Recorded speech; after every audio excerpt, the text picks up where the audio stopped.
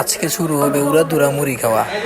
100টা কাঁচামরিচ দিয়ে সাথে 10টা বোম্বাই মরিচ দিয়ে উড়াধুরা মুড়ি খাওয়া। দেখা যাক কে খেতে পারে, জালের রিয়াকশনটা কেমন। এখন মুড়িটি মাখায় নিচ্ছে সুপারম্যান। আমরা সবাই প্রস্তুত আছি মুড়ি খাওয়ার জন্য। দেখি কে কতটা জাল খেতে পারে, কার রিয়াকশনটা কেমন। আমি যাচ্ছি মরিচ দেওয়ার জন্য। এখন উড়াধুরা খাওয়া শুরু হচ্ছে। দেখি জালের রিয়াকশনটা কার বেশি হয়। এই যে এখন ছোট ভাইরা খাচ্ছে।